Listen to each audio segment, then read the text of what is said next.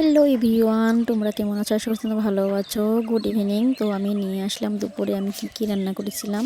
তো সেই একটা রেসিপি নিয়ে, একদম সিম্পল একটা রেসিপি। তো এখানে কিন্তু সব কেটে রেডি করে নিয়েছি। তো এখানে কিন্তু ট্যাংরা মাছ ভেজে নিচ্ছি। তারপরে দেখো বেগুনগুলোকে ভেজে নিলাম। তারপরে কিন্তু কড়াইতে একে একে দিয়ে দিলাম পেঁয়াজ, জিরে। তো তারপরে দিয়ে দিলাম আলু। তো আলুটাকে ভালো করে ভেজে নিচ্ছি, মানে পাতলা করে ঝোল বানাবো, তার জন্য বেগুনটাকে আগে ভেজে তুলে নিয়েছি। বেগুনটাকে না ভাজলে কিন্তু তরকারিটা একদম পুরো ঘন হয়ে যায়। তো তার জন্য কিন্তু আগেই বেগুনটাকে ভেজে রেখে দিয়েছি। তো তারপরে একে একে দিয়ে দিলাম কাঁচামরিচ বাটা, জিরে বাটা। তো তারপরে এগুলো হলুদ গুঁড়ো দিয়ে কিন্তু ভালো করে কষিয়ে নিলাম। তো তারপর দিয়ে দিলাম ভেজে রাখা বেগুনগুলোকে দিয়ে দিলাম। তো ভেজে রাখা বেগুনগুলোকে দিয়ে ভালো করে নেড়ে চেড়ে নিতে হবে। তো তারপর দেখো এখানে কিন্তু আমি ভালো করে নেড়ে চেড়ে নিয়েছি।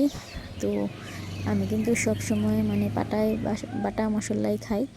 তো আমাদের বাড়িতে কিন্তু গুঁড়ো মশলা চলে না।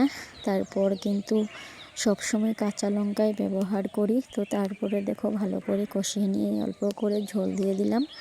তো ঝোল দেওয়ার পরে ভালো করে ফুটলে পরে তারপরে কিন্তু মাছগুলোকে ঢেলে দিব।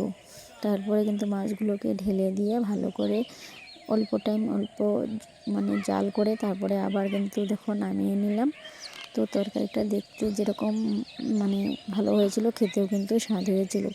তো তারপরে দেখো এখানে কিন্তু নিয়ে নিচ্ছি তেল।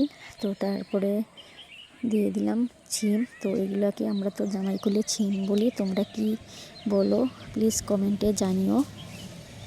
তো তারপরে ছিমগুলোকে দিয়ে দিলাম। দিয়ে দেওয়ার পরে একে একে নুন, হলুদ, তারপরে কাঁচা লঙ্কা বাটা, জিরে বাটা দিয়ে কিন্তু ভালো করে ভেজে নিলাম। তো ভেজে নিয়ে কিন্তু সর্ষে বাটা দিয়ে দিলাম। সর্ষে বাটা দিয়ে ঝোল দিয়ে ঢাকা দিয়ে দিলাম। তো তারপরে দেখো নামিয়ে নিলাম, রেডি হয়ে গেছে সিম চচ্চড়ি। তো তোমরা কি রান্না করেছো প্লিজ বলো।